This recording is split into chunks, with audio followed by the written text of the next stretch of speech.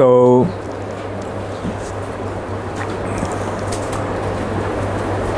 Akrura went to Vrindavan. Akrura was sent by Kamsa to go to Vrindavan and bring Krishna. So this morning we are discussing about how Krishna from Jamuna went back to Vrindavan, and Vasudeva Krishna came onto the chariot. Anyway, let's not go into all those details. Let's just flow with Krishna's pastimes.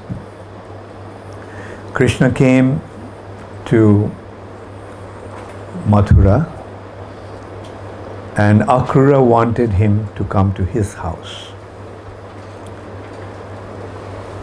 But Krishna told him that no, I will go to your house after I have fulfilled my mission. Not now. Now that I have come here with a purpose, I should fulfill that purpose first. And this way, Krishna then went and met Nanda Maharaj and other cowherd people, those who already arrived. Now the question arises, Krishna was coming in a chariot driven by Akrura, and cowherd people came in bullock carts. So how come they came? They reached earlier. The answer to that is the Nanda Maharaj and other cowherd people, they knew a shortcut to Mathura through the forest path. Whereas Akrura had to drive the chariot through the royal road, Rajpath. So it took him longer. So they all were there, Nanda Maharaj and other elderly cowherd people. And they brought all kinds of milk products and wealth there in order to pay their tax to Kamsa. And it was a big festival, so many people came, so there was the need for arranging for their prasad and things, so they brought a whole lot of milk products. And so Krishna came, he took his bath, he took his lunch, and then towards the evening, Krishna decided to go sightseeing. So they wanted to go to the city of Mathura. So all the cowherd boys, along with Krishna and Balaram also followed. All the cowherd boys followed Krishna and Balaram. And they were, apparently they're village boys. They're very excited to see the city. And there's a beautiful description in Srimad Bhagavatam, mind you, which was written 5,000 years ago. And the description of the city of Mathura outshines the biggest city of today's world. It's beautiful palaces made of marble and onyx, studded with gems like diamonds, ruby, sapphire. And they're beautifully carved, and the roads were wide, so wide that few elephants could pass striding side by side. So you can well imagine, say, each elephant would cover about 10 feet at least. So consider 10 elephants would make the road, and these elephants would march down the road. So that makes it at least 100 feet wide, each side. And in between the two roads, it's a two-way traffic. There were gardens. And on the side of the roads also, there are flowering gardens.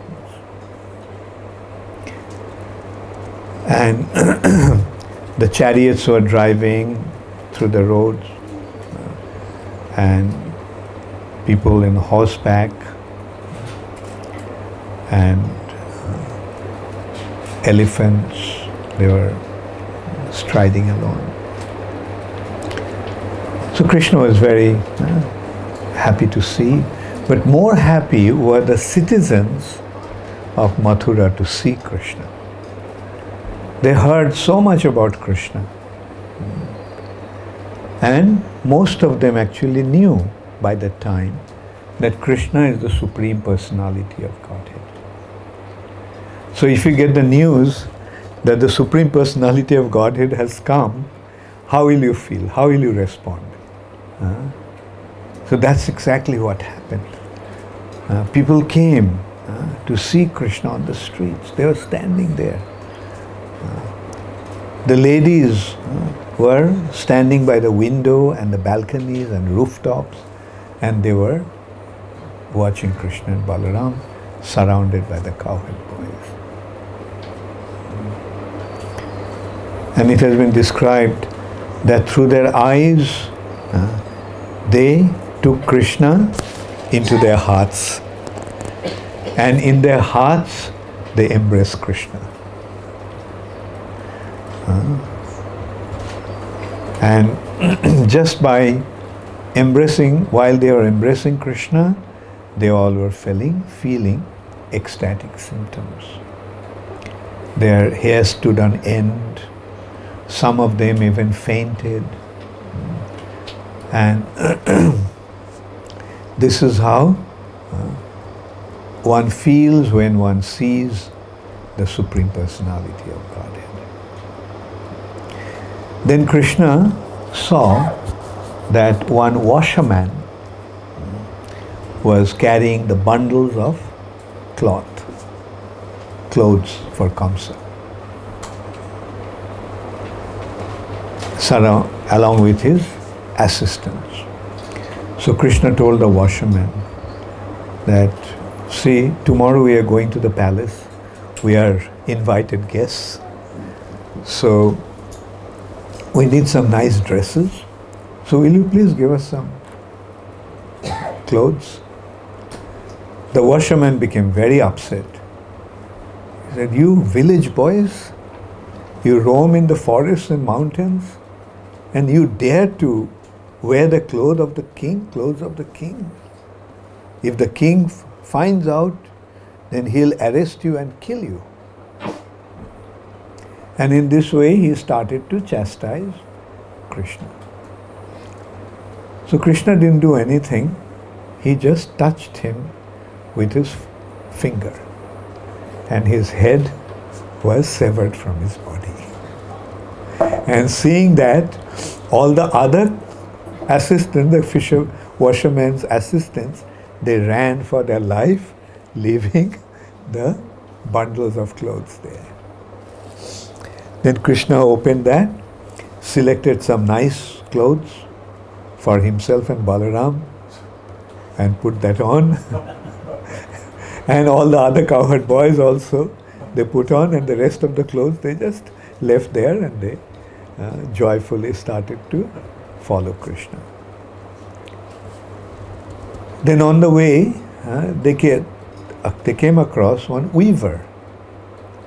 And the weaver was so happy to see Krishna that he took out his clothes that he's freshly woven for the king, and he started to decorate Krishna, Balaram, and other cowherd boys.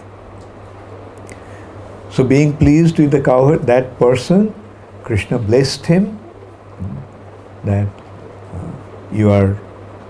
I'm so pleased with you that in your next life you will become elevated to the spiritual sky, where you will become my associate, having the same form as me.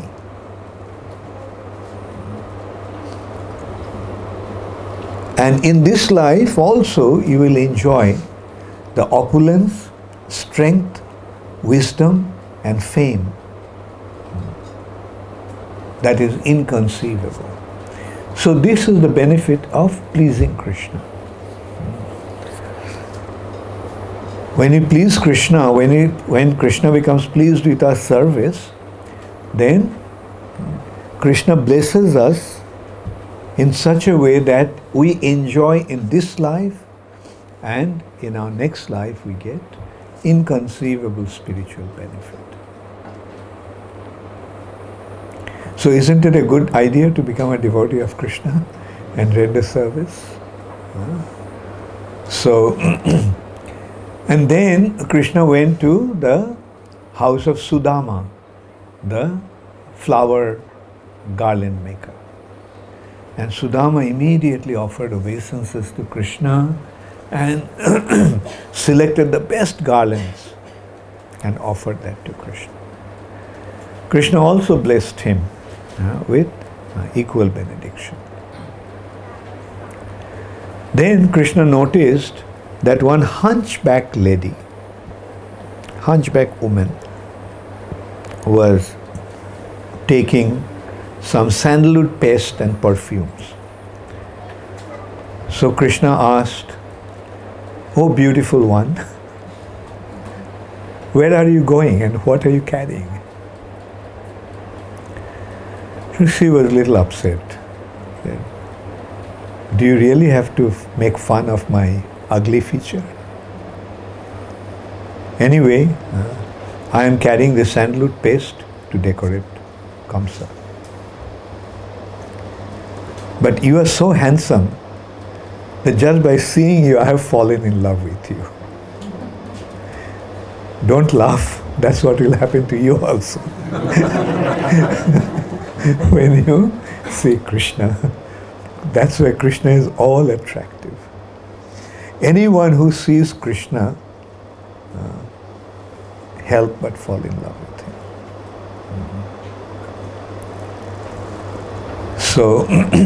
So she decorated Krishna very beautifully with sandalwood paste. And then Krishna wanted to reward her for her service. So she was a hunchback woman. So there was a big hump on her back and she was bending down. Kubja, hunchback. Her name was Tribakra, bent in three places. And so Krishna placed his feet on her toes, and then he placed his arm, the fingers of two arms under her chin, and Krishna gave a chant. And her body became straight. And not only that, she became one of the most beautiful women. So another example of what an inconceivable benefit one can derive just by pleasing Krishna, serving Krishna. Then Krishna asked some people there, "We heard that there is going to be a Dhanur Yajna, a sacrifice of a bow. So can you please tell us where that is going to be?" So some people said, "Yes, it is going to be there." So Krishna just went there, and the Brahmanas were preparing for the Yajna, and the soldiers were guarding that bow, and big festival was going to take place the next day. So the place was naturally guarded. But Krishna just walked through the guards. The guards tried to stop.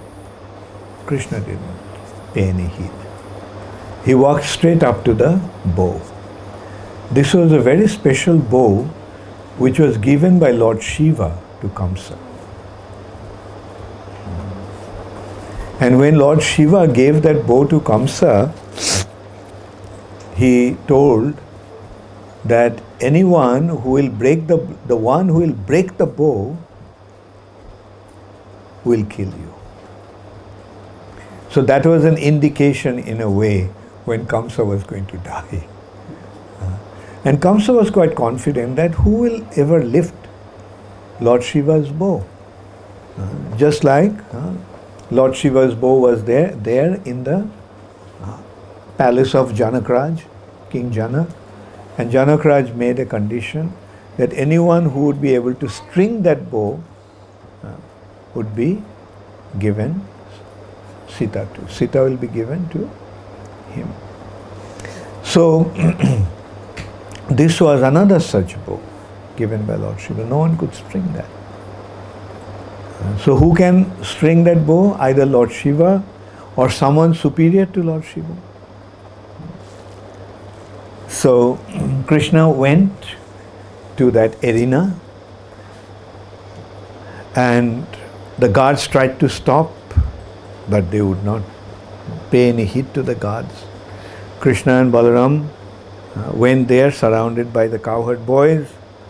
Krishna walked straight up to the bow and casually with his left hand he lifted the bow. Everyone was awestruck to see that.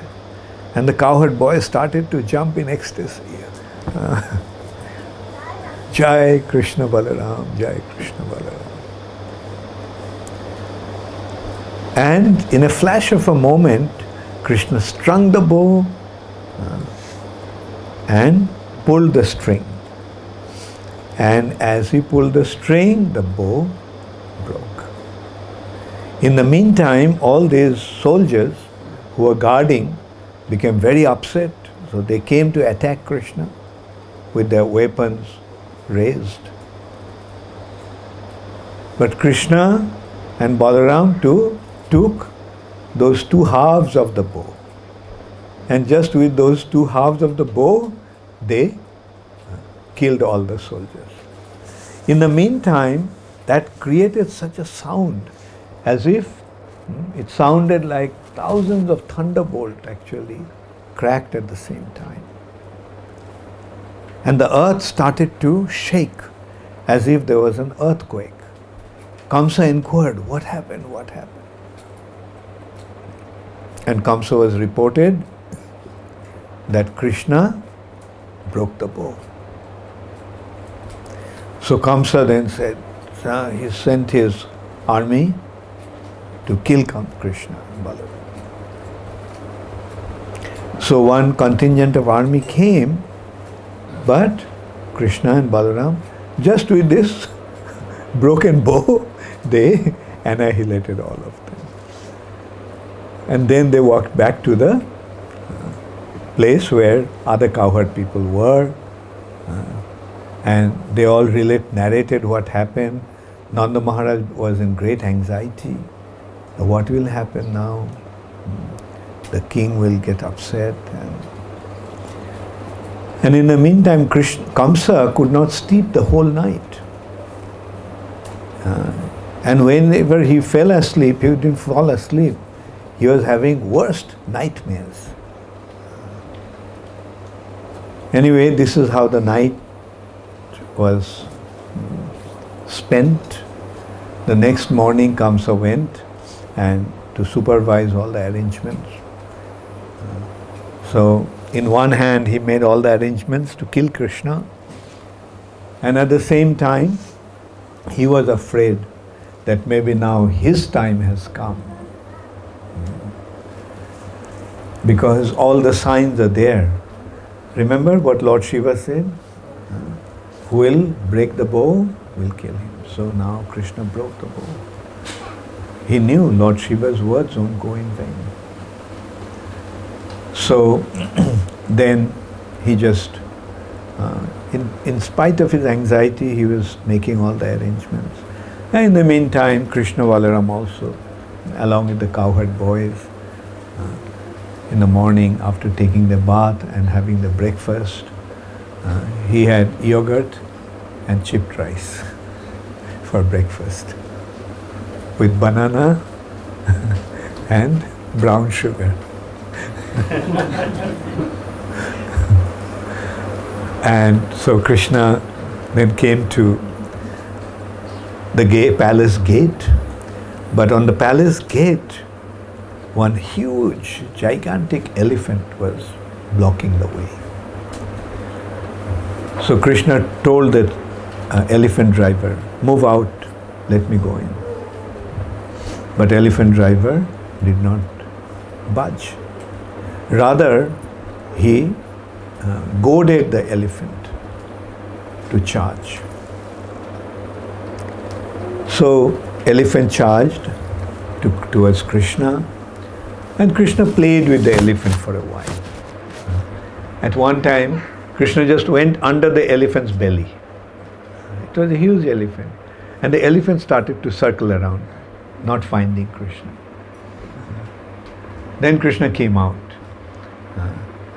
And he pulled the elephant by its tail. And the elephant slipped. Now mind you, this elephant had the strength of 10,000 wild elephants. It was not just an ordinary elephant, an elephant with 10,000 elephant strength.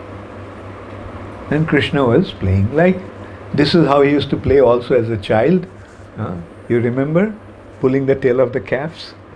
And then he would hold on to the tail and the calf would run and Krishna would slide along the ground. That was Krishna's way of skiing. And so this elephant, then at one time, Krishna just laid on the ground. And the elephant came to gore Krishna. And Krishna just moved aside. And the elephant just struck the ground with full strength. And it was solid ground and elephant was hurt. Then finally, when the elephant was completely frustrated, couldn't really deal with Krishna, then the elephant driver goaded the elephant. And being charged in this way, the elephant attacked Krishna. At that time, Krishna just got hold of the elephant's tusk. And he pulled, and the elephant slipped. And then Krishna pulled out the tusk out of elephant's body. But with the tusk, Krishna beat the elephant to death and the elephant driver. Then Krishna took one tusk and Balaram took one tusk. With the tusk, carrying those two tusks as a trophy, Krishna and Balaram walked into the palace arena. And they were decorated with sandalwood paste beautifully. As you saw in the temple, Krishna's face is decorated with sandalwood paste.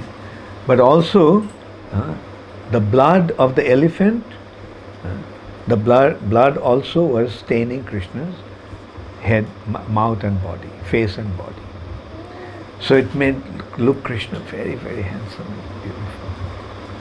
So he walked in there with the trophy. And so he came to the wrestling arena where they were supposed to wrestle.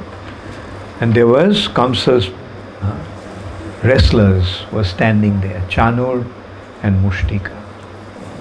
There were two giants. So Chanur addressed Krishna that pleasing the king is the duty of the citizen.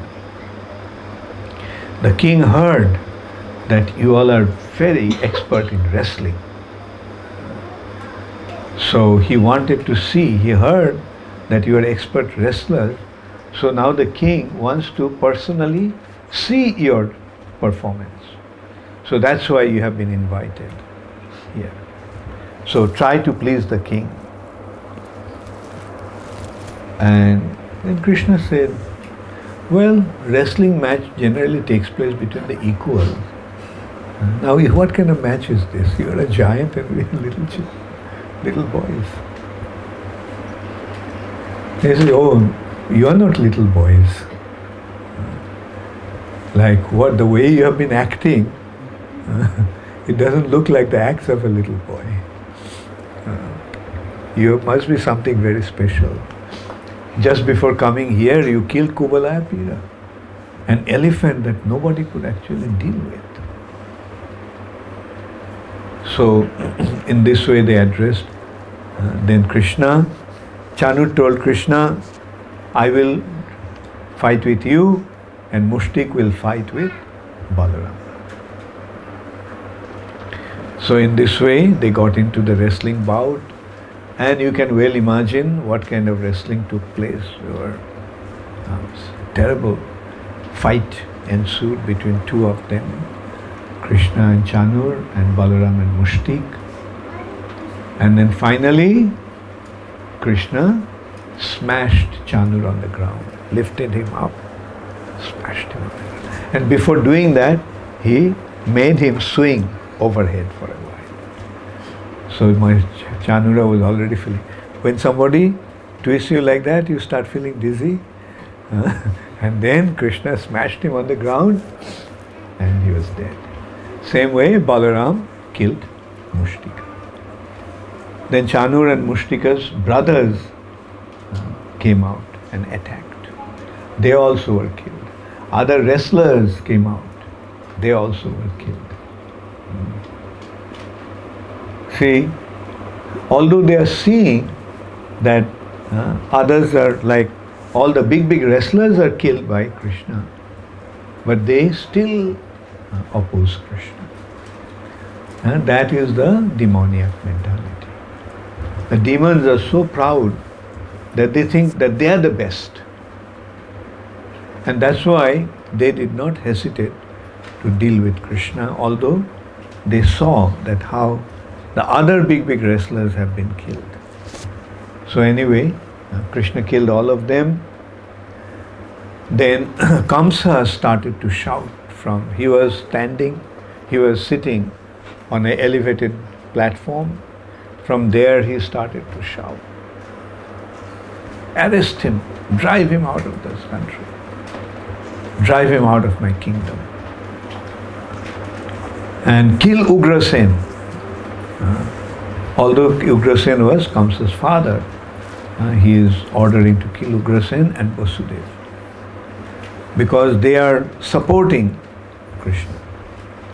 So then, at that time Krishna asked Balaram, Balaram, what should I do? Balaram said, finish the job.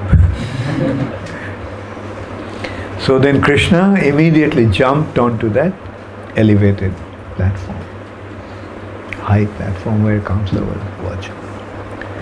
Seeing that Krishna is coming, Kamsa pulled out his sword and shield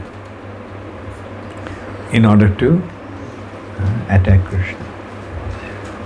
But although he had sword and in his hand, Krishna did not hesitate. Krishna charged towards him and slapped him. And just one slap, Kamsa's crown went flying and he started to feel dizzy. And his hair, long hair, became exposed. So Krishna grabbed him by his hair and dragged him.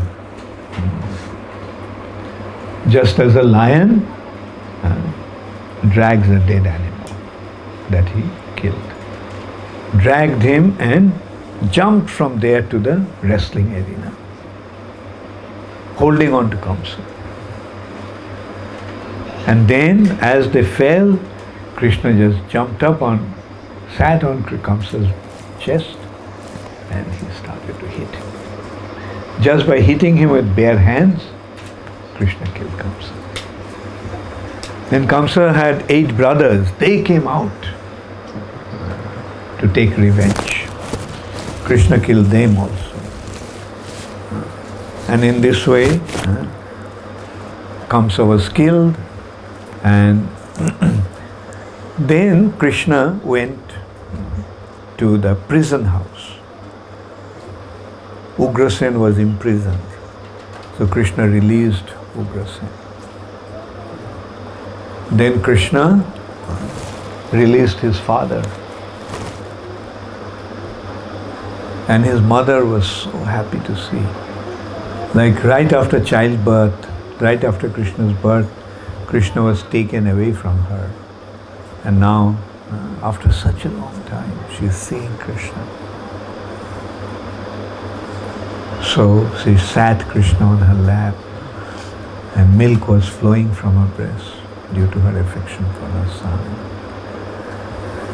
And so then Krishna coronated Ugrasen as the king.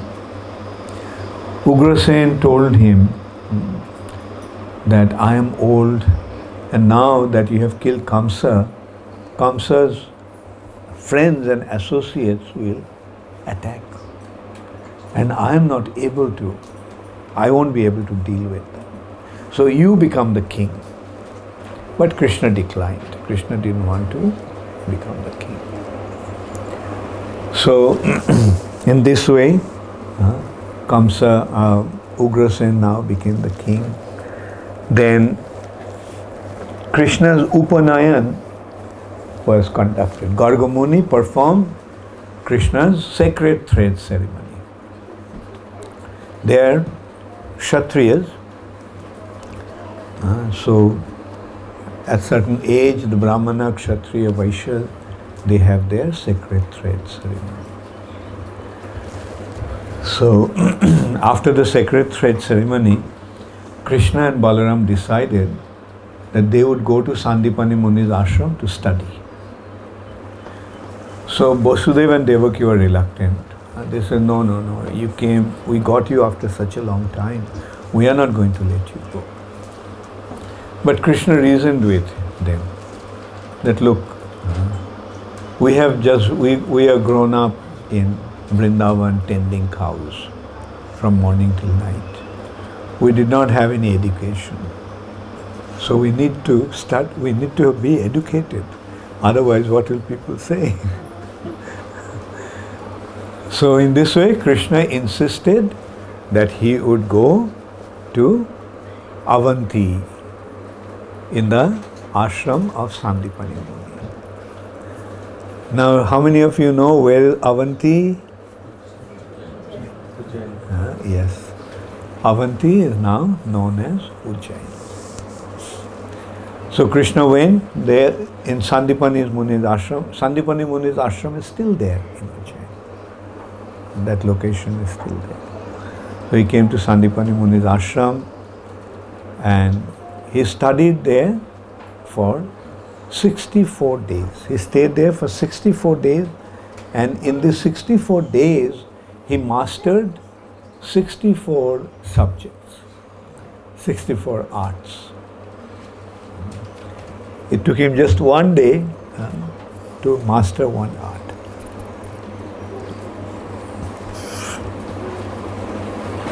Sandipani Muni was awestruck seeing how brilliant this boy is.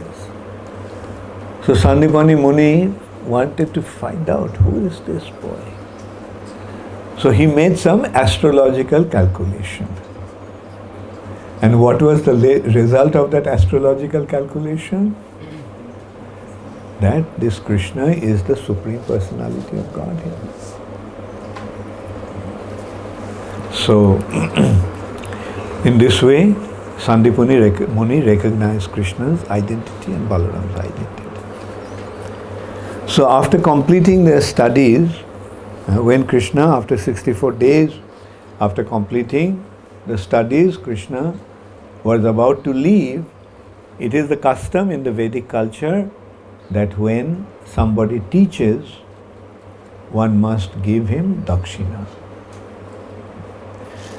It was mainly, this custom was there because the Brahmanas' occupation was only to educate children, educate. Pathan. So educating, impart knowledge, educate. Now, but the Brahmanas would not go out and earn money. So how the Brahmanas would maintain themselves? Because those who came for education, they would give him dakshina. Like So,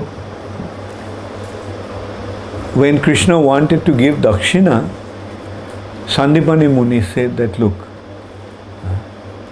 I have got the greatest dakshina, greatest achievement, greatest reward. Just that you came and I had the opportunity to educate you. But you may ask my wife. I don't need anything from you. I'm just happy getting you as my student. But you can ask my wife if she wants something. So Krishna and Balaram went, and when she heard that Krishna is going to leave, she was very heartbroken. She started to cry, saying that I forgot the loss of my child because of you. Sandipani Muni had a son who was drowned in the ocean. So naturally the mother was very sad. But she said that because of having you in our house, treating you as one of my children, I forgot all that painful experience. But now that you are leaving, like you can well imagine what will be my condition. Then Krishna said, okay, then I'll bring back your dead son and then I'll go. You're missing your son, that's why you are not letting me go, so I'll bring back your dead son. So Krishna and Balaram then went to the ocean and called the ocean god. Where is the son of Sandipani Muni? How dare you take him away? The ocean with folded hand said, no, no, no, I didn't take him. Actually, there was a demon called Panchajanya. He actually stole Krishna, this boy. So, now this Panchajanya is staying under the ocean in the form of a conch shell.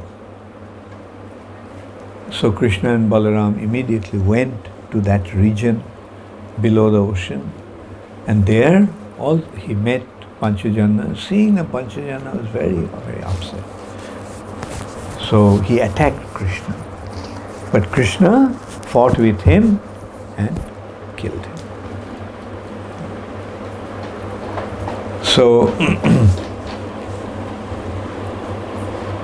but in his belly, that boy couldn't be found. So then Krishna went to Jamalaya, Jamaraja's abode. Jamaraj was very pleased to see Krishna because Jamaraj is one of the Maharajas. So Jamaraj was pleased to see Krishna. If you see Jamaraj, how will you feel? I'm sure you'll feel very happy that you got the darshan of a Mahajan. And what will you say? What will you do? Pay obeisances and beg him to tell you about Krishna. Give me some Krishna Bhakti. So we have to remember Jamaraj is a devotee of Krishna. Therefore, we are not afraid if we have to go to Jamaraj. Even if Jamadutas come to take us, we will say, good. Actually, Jamadutas come with a whip. And they use the whip because generally people don't want to leave their body and go. Therefore, they beat it. But people are so attached to their body, they don't want to leave their body. They want to go. That's why in the Vedic culture, the system is to burn the body. Because when the body is not there, the chance of remaining attached to the body also will not be there. So, But so that's why Jamraj's dutas, Jamadutas, they carry the whip, and they carry a noose also. They tie the noose around the neck and drag him, pull him. And when he doesn't want to go, he wants to stay there. No, I don't want to go, I don't want to go. Then they lash him with the whip. Now even if Jamraj comes, Jamadutas come to take us to Jamalaya, did you ever consider what kind of reaction you'll have? What will you do? No? Okay. Remember that. It will be very important, just in case.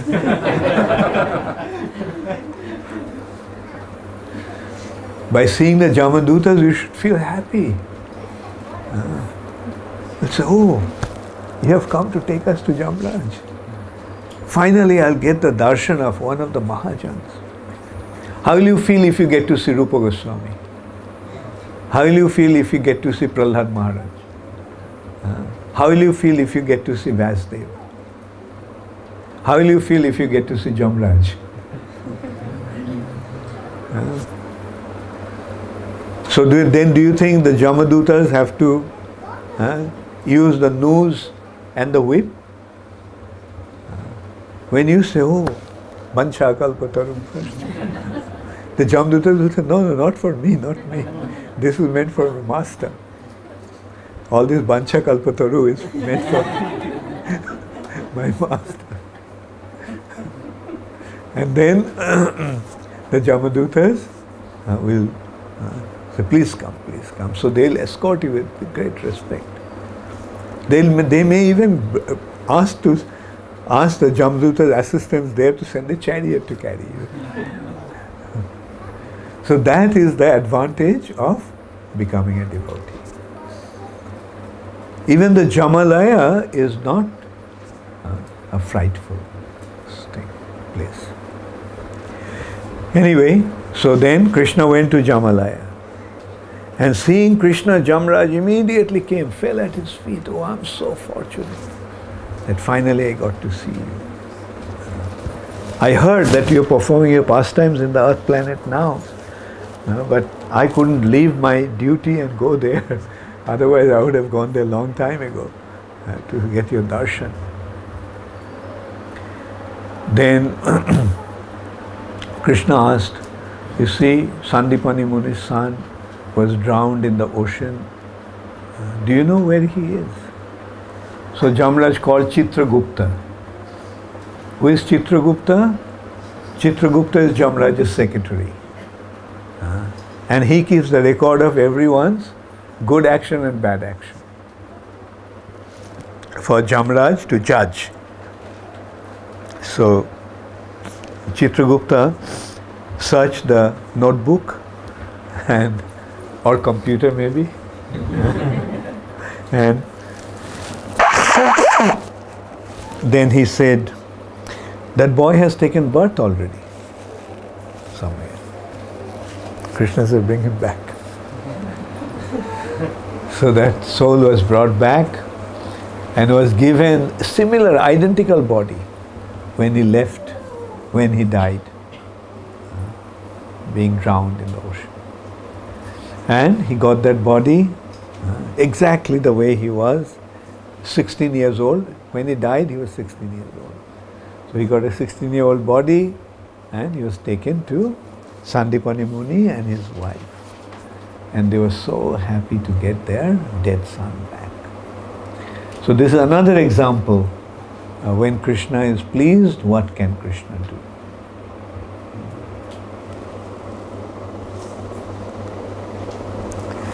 Okay. So then Krishna went back to Mathura. Now in the meantime, Kamsa's two wives who became widowed, they went to their father. His name is Jarasandha, another very, very powerful demon. So they went and reported to Jarasandha. how Krishna killed Kamsa. Now Jarasandha, when he heard that Krishna killed his son-in-law, Jarasandha was very upset. And he said, I must take revenge. And I must kill all the members of the Jadu family. I'll wipe out the Jadu family. And taking that vow, Jarasandha collected 23 Akshohini soldiers. Mind you, Bhagavad Gita, the Kurukshetra, Battle of Kurukshetra was fought with 8 Akshohini in total. Kauravas had 10 Akshohini, Duryodhan side had 10 Akshohini, and Pandava's side had 7 Akshohini. So 18 Akshohini soldiers they had.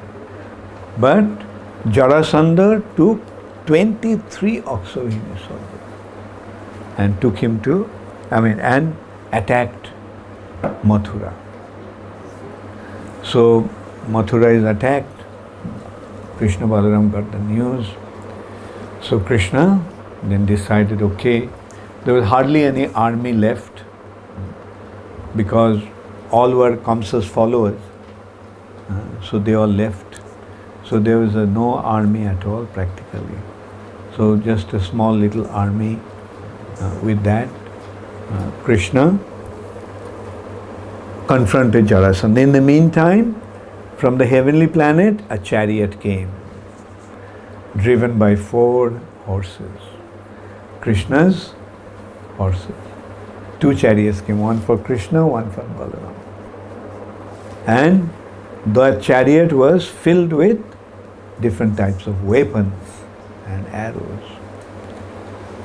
So then Krishna went to confront with Jarasandha.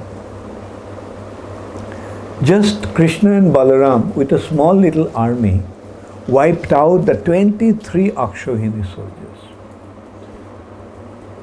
How is it possible? Can Krishna do anything? Yeah. So 23 Akshohini means, let me calculate, just somebody the other day asked, what is an Akshohini?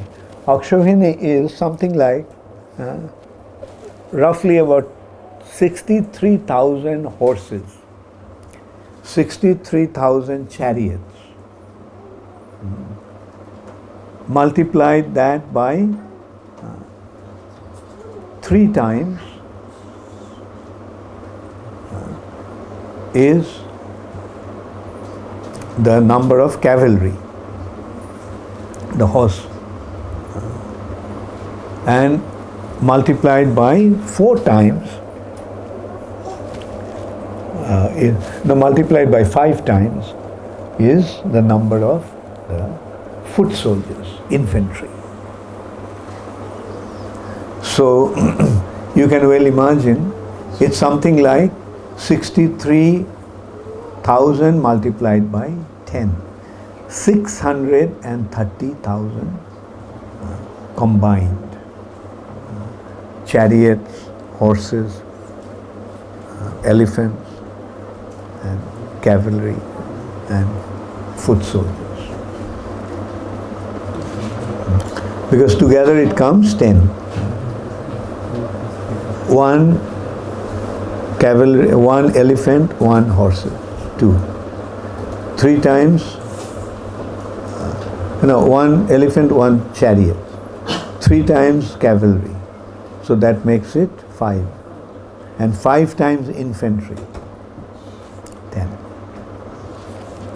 So with that, he attacked with such a huge army, and they all were killed by Krishna. 23 multiplied by 30,000. Only one left was Jarasandha. Without any chariot, without any weapon, even his dress was cut off. He was standing there.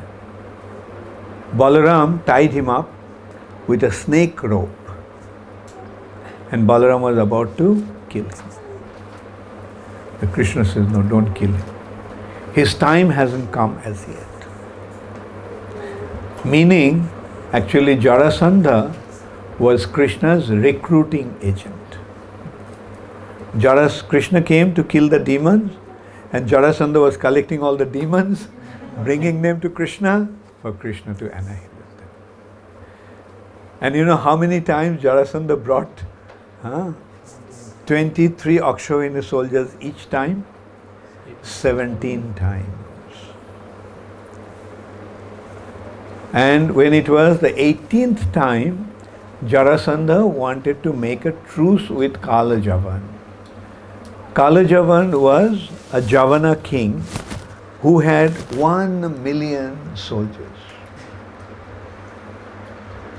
Very powerful, practically invincible. So Jarasandha sent his messenger to Kalajavana proposing that let us jointly attack Mathura. Kalajavana's reply was that I don't need to attack anybody jointly. I don't want to attack anybody, I don't have to join anybody. So you take care of your business. If you can't, then go and surrender to him. So, and then Narad Muni came to Kalajavana and told him that, look, this Krishna is extremely powerful. You are feeling restless that you don't have proper opponent to fight with. But I tell you, this Krishna is the real match for you. And so Kalajavana said, how does it look like? And Narad Muni gave the description. So then Kalajavana decided to attack Mathura, because Narad Muni told that Mathura is very powerful due to Krishna Balaram. And in the meantime, Jarasandha is also coming to attack Mathura. So Krishna and Balaram considered, Krishna told Balaram, these enemies are coming from two sides, so how are you going to deal with them? So they made some plans. And this plan was so wonderful. One thing is, Krishna could not kill Kalajavana himself. Therefore Krishna made a trick. Kalajavan came and seized the city with his soldiers, with his army. So Krishna came out of the city gate alone, no weapon in hand. And just seeing him, Kalajavana recognized that this is the Krishna. This is Krishna. The one Narad Muni had described, because it fits right into his description. So he was ready. Okay, he's coming, so we'll fight. And because Krishna did not have any weapon in hand, Kalajavana also didn't take any weapon. He dropped his weapon. So this is the noble nature of the warriors of that time. If the enemy did not have weapon, he wouldn't attack him with any weapon. He would attack barefaced. So Krishna came, Kalajavana was waiting, okay, and when he comes, I will get into a fight with him. But what Krishna did, came and he started to walk away from him. So Kalajavana thought, oh, by coming near me, probably just seeing me, he became afraid. So he is running away. So he gave him a chase. But although Krishna was just walking casually, Kalajavana, running with full speed, couldn't catch him.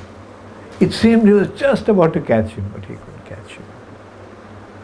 So in this way, Krishna just walking, Kalajavana running after him with full strength. And then Krishna just walked into a cave in a mountain. So Kalajavana thought that now he has become afraid, being tired. Now he is hiding in a cave. Okay. So Kalajavana entered into the cave. And he, in the darkness, he saw that someone was sleeping, someone was lying down. So he thought it was Krishna. So he kicked him. You coward! Now you are pretending as if you are sleeping. Huh? But that was a king called Muchukunda. Muchukunda was a king in the Ikshaku dynasty. He was so powerful that the demigods, when they were fighting with the demons, asked for his help. And for a long time, Muchukunda fought with the demons. And then finally, Kartikeya was born of Lord Shiva and Parvati. And Kartikeya assumed the responsibility of the general of the demigods army. So the demigods told, "Oh, for a long time you fought with us, fought for us. We are very pleased with you. So Muchukunda, you ask for some boon. Whatever you want, we are prepared to give you." But Muchukunda said, "You see, I'm so tired. All I want is to sleep. All I want is uninterrupted sleep. And anyone who would wake me up, just by my glance, he will be burnt to ashes."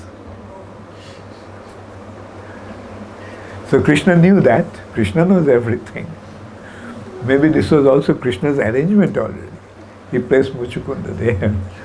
And then, when Kalajavana kicked Muchukunda, woke him up, Muchukunda just looked at him, and Kalajavana was burnt to ashes. So in the meantime, Jarasandha came with his army, another 23 Akshohini soldiers, and he is ready to attack Mathura. So Krishna considered that so many times these demons are attacking Mathura, and it's not safe for the Mathura resident to remain here. So Krishna made arrangement to create an island in the middle of the ocean. Krishna told the ocean god, Samudradev, that you create an island for me. So he immediately created an island. Krishna called Vishwakarma, you build a magnificent city here. So Vishwakarma built the city. And overnight, all the residents of Mathura were in their sleep, they were transferred to Dwarka. So in the morning when they woke up, they found themselves in a strange place, and there were these beautiful palaces, and then when they came out, they found that each house has a nameplate of whose house it was. And mind you, there's so many cities and so many families, each one had a palace. So Krishna already transferred all the residents of Mathura to Dwarka, new city. And here also Krishna, when he came in front of Jarasandha, he made him feel that Krishna was running away from the battlefield. That's why Krishna's name is Ranchor. Run means battle, chor means ran away. One who left the battlefield and ran away. It's a disgrace for a Kshatriya to run away from the battlefield. But Krishna, he doesn't care. Rather, in his eyes, all his gestures become the source of joy for them. So then, Jarasandha, Krishna went in front of Jarasandha, and then he ran away. And Jarasandha and his army chasing Krishna, and Krishna then went into a mountain. So Jarasandha thought that now he is hiding in the mountain. Okay. So then his men came searching for Krishna and couldn't find Krishna. So Jarasandha suggested, let the whole mountain in fire. Set the fire. So the whole mountain was set into fire. And Krishna and Balaram climbed on top of the mountain, and then they jumped from there onto the ocean, and then they swam to Dwarka. So this is how capital was shifted from Mathura to Dwarka. Okay, does anybody have any question? You mentioned how when Krishna killed the elephant, the mad elephant outside of the gate, he used his own tusk to bait him to death. Does it hurt when Krishna hits you? Like, wasn't it very It depends whether you're a demon or a devotee. Because of the other demons that he killed, it was very quick death. But this one he had to... You won't feel any pain, even if Krishna hits you, because you're a devotee.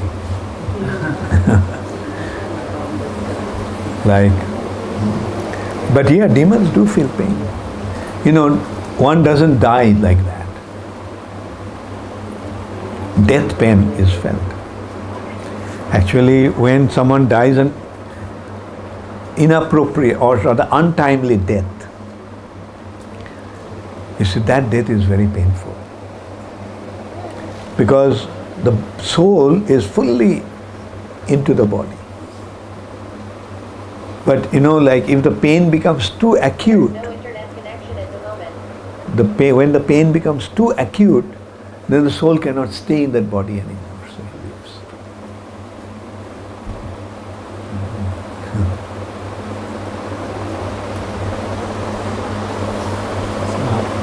What was the story behind Muchukunda you were telling?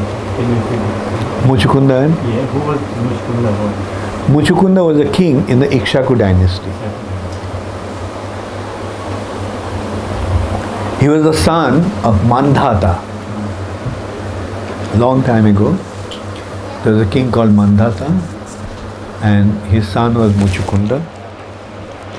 And those kings used to rule over the entire earth planet. Muchukunda was the king of the entire earth planet. And the demigods, he was such a powerful person that the demigods sought his help while the demons attacked him. So he was very tired, that's where he was going. He became very tired of, and then how he went. If Muchukunda was asleep for such a long time, wouldn't he have been taller and bigger than... Yeah. Well, Muchukunda fought for the demigods. He didn't go to Brahma Loka like Revati. So that really didn't take so long. Because if you're so big, then Kalajavan couldn't mistake him to be Krishna.